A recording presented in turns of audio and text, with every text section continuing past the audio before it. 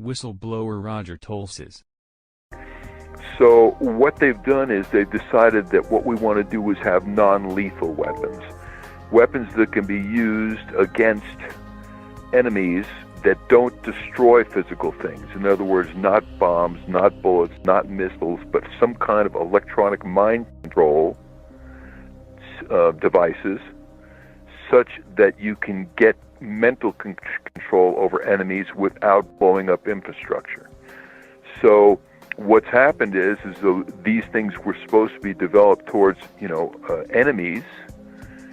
They've decided that, in most cases, we're going to have to gain mind control over the general populations that are not warring with us. So what they've done is they put laws in place that allows the Department of Defense and the subcontractors to do mind control experiments on the general population in development of these weapons. So anybody who gets on the bad side of the government could end up being a lab guinea pig. And how is that legal? Like, how can they use tax dollars for, that are going towards these things, and they use them to spy or harass others? How does that? Title 50, Chapter 32, Section 1528. Check it out. Whistleblower Brian Coffrin. Well, once these people are selected, they will have the entire gang stalking / voice to skull program run against them. This is detailed in my article. But they will be organized stalk. They will have career sabotage programs run against them to ruin their job. They will have character assassinations campaigns run against them in their neighborhood. They'll be isolated from family and friends as those individuals are turned against them. And they will be isolated slowly over time using the technology itself, as many of the people freak out, understandably, when they at first don't know what it is. Oftentimes, they end up going to psychiatrists, and false diagnoses of schizophrenia, manic depression, delusional paranoid are rendered against this individual. And it turns out that that's a loophole in the law that they are using to take away people's constitutional rights, as once you are deemed mentally unfit to care for yourself, i.e. you're depressed, delusional, paranoid, etc., they use that, the state or the federal government uses that as an excuse to come in and say that they have to care for you. So I would warn all targeted individuals out there, please do not go to psychiatrists and allow them to render a diagnosis against you, because that is a dirty trick they're using to take away the rights of people all over the country. Targeted individual Lars Drudgeard. So they were definitely trying to, if they can't kill me, they're trying to get me committed to a hospital where they can do anything. Because if you get committed, you're stripped completely of your human rights, and you are, in Denmark, you're also deprived of any chance of getting an autopsy if you die in their care. Oh, horrible. Yeah. So there's no chance it would ever get out. It would be a perfect murder for the intelligence system. Dr. John Hall. Things that a target probably shouldn't do once they realize they're being targeted is try to convince people of your targeting that are already non-believers. The whole goal of targeting is to eventually get you in front of a psychiatrist to draw a schizophrenic or delusional diagnosis. What most of the human rights organizations are recommending now, that if you feel you're being targeted, first try to communicate to them to get pointers and advice on who you can talk to and who you shouldn't. As stated before, one of the main goals with this targeting is to get you to call the police over and over with complaints that can't be proven, which will eventually land you in front of a psychiatrist who usually won't listen to or look at any of the research or articles you bring in, but will be looking to give you a psychiatric diagnosis. Once that diagnosis is given, typically the police won't respond to any further targeting, which may escalate after you're diagnosed. Whistleblower Brian Coffrin.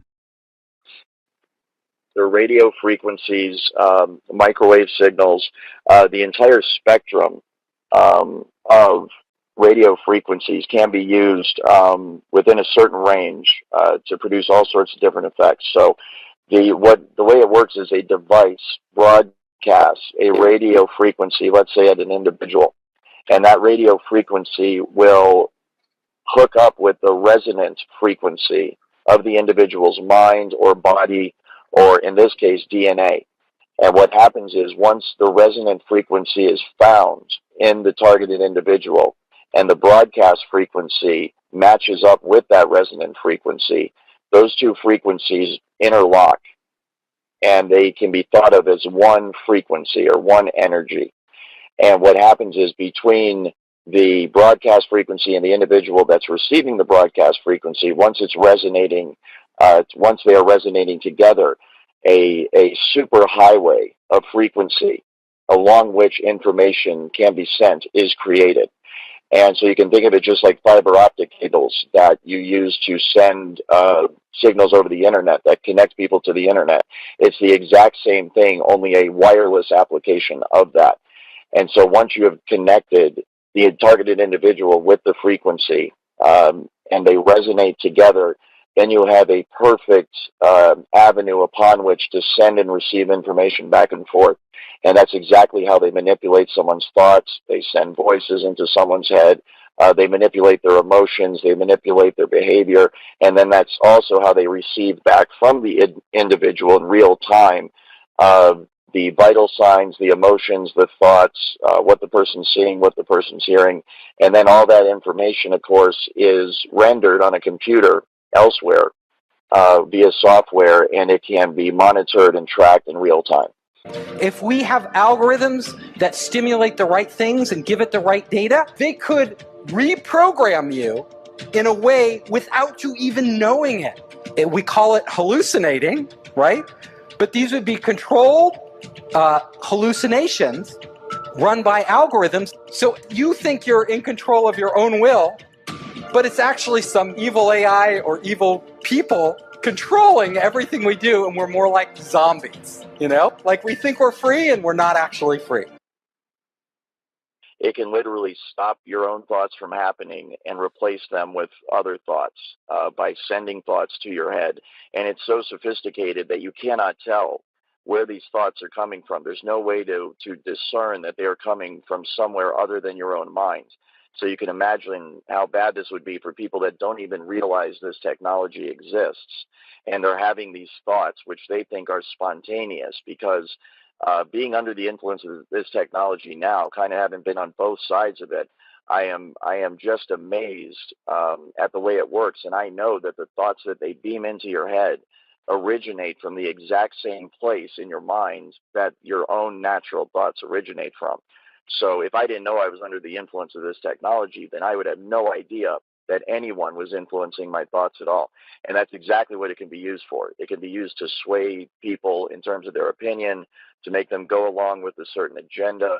It can be used to turn groups of people or individuals against each other for whatever purpose. And actually, this exact same technology can be used to not only influence the thoughts of someone, but also the voice box of someone. And it came to mind because you mentioned a politician. I heard that they actually used this on George Bush Jr. once, George W. Bush, when he was giving a speech because he could not remember his line. Whistleblower Roger Tolces. They're transmitted by a technology called Biocoded directed energy. Mm-hmm. And that's a top secret thing that was developed. And what it is they get your DNA. In other words, they pick your garbage up in front of your house one day. And inside your garbage is your DNA, most likely from the trash can in your bathroom that you dumped in your garbage. Once they have your DNA, they take the DNA and they put your DNA code in a supercomputer. And in that supercomputer, they run algorithms that biocode electromagnetic transmissions so they bioresonate with your body. Once they've done that, they can transmit that from satellites or cell towers or aircraft or any number of ways, and that signal will only affect you and nobody else. In other words, everybody standing next to you is not going to hear the content because their receiver is not tuned to that bioresonance. There's a bioresonance to every individual, just like our fingerprint. Every person has an individual DNA, a different bioresonance. And so the original Stockland patent is on my website, where Stockland was able to go voice to skull with pulse transmissions in 92. What is the worst case that you've ever worked on where you saw this? What exactly was it like for this person? Most people consider themselves to be in hell, especially the ones that are getting voices that are instructing them to do things. A lot of times, most of the times, the voices are just demeaning, and they're attempting to shut the person off from their normal life flow and their normal friends and family, that kind of thing. But then the really serious cases are where the voices are instructing them to do destructive things. It can just escalate into being worse. And what people have to realize is that these targeted individuals are basically the test stage for rolling all of this madness out to all 7 billion of us on this planet. Like, share, and subscribe to keep in touch.